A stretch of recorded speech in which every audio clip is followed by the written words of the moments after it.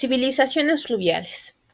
En este caso vamos a mencionar a una de las civilizaciones más antiguas, conocida como la civilización egipcia o el antiguo Egipto.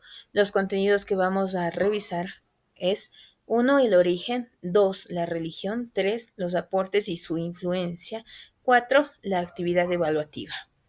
Al mencionar la historia de Egipto, hay que mencionar que ésta se ubica al noreste de África y está conectada con uno de los grandes ríos llamado el río Nilo.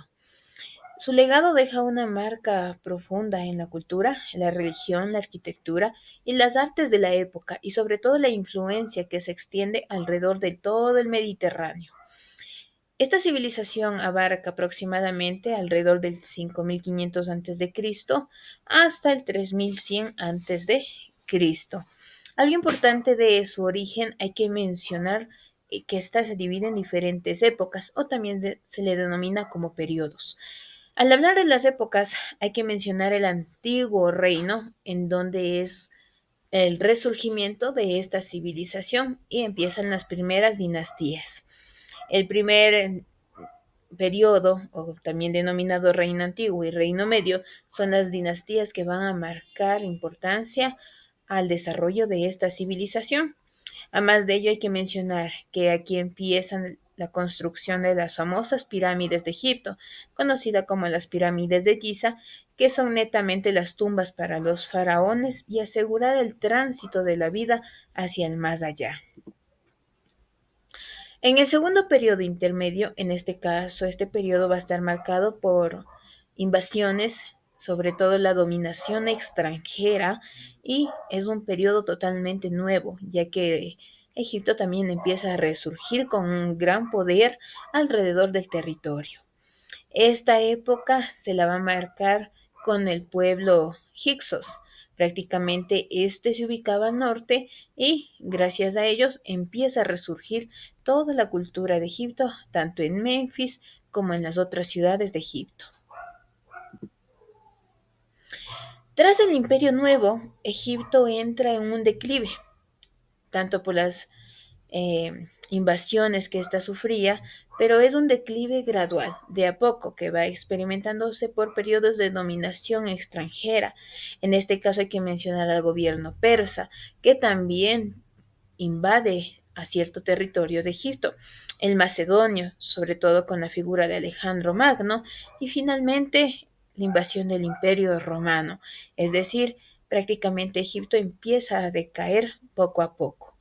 El antiguo Egipto dejó de ser una entidad política independiente, pero su influencia tanto en la cultura, la religión, la medicina, la arquitectura, la astronomía va a perdurar por muchos años y no se va a perder tan fácilmente.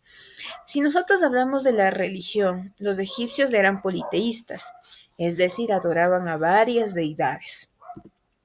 Como podemos visualizar, la religión era parte de ellos, de su cultura y de su diario vivir. Esta religión estaba intrínsecamente ligada a la vida cotidiana, como habíamos indicado, no es solo la política, sino es la sociedad de todo Egipto, ya que ellos creían en la vida después de la muerte y la adoración de un sinnúmero de dioses y diosas que eran pilares fundamentales para su cosmovisión. Si nosotros mencionamos en este caso, vamos a indicar a los principales dioses.